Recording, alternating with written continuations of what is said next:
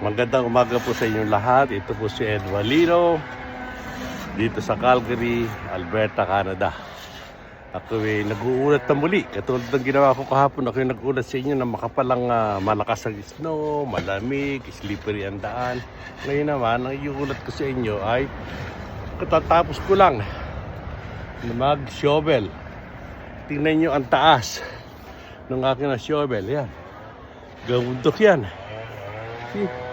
Ang mga snow yan. So, ganito ang buhay dito sa Canada. May hirap, pero mayroong ginhawa. Ang importante lang rito ay maging grateful sa lahat ng mga bagay na ating natatamasa. Sabi nga ay blessings. Salamat tayo sa Panginoon Diyos. So, ibigay sa atin sa blessings. Di lang naman ako nagkapala eh. Yan yung kapitbahay ko, nagkapala din. Ukrainian yun. Yan pakikita ko sa inyo kung anong naging resulta. Tika kunin ko muna itong aking naging resulta nung mga nalusaw na snow. Nakakita na ba kayo nalusaw na snow? Ano yung naging itsura? Ganito.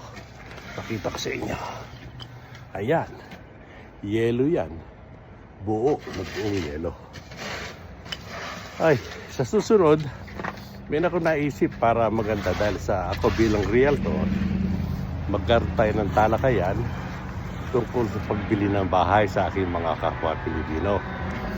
Kung magkakaroon kayo ng mga tanong, saan natin ngayon? Kung meron kayong tanong, send nyo lang ako ng private message sa aking messenger at kayo aking tatawagan at aking bibigyan ng assistance kung magagawa ko. Okay? So far now, kapahinga na ako. Basang-basahan ng pawis ang aking katawan dahil sa layer itong aking damit. Sa susunod pong muli, sa ating muling pagkikita, ang inyong lingkod, Ed Valino, dito po sa Calgary, Alberta, Canada. O mga classmate ko dyan sa Pilipinas. Ito ang buhay ko rito ha. Sana i-follow nyo. Salamat!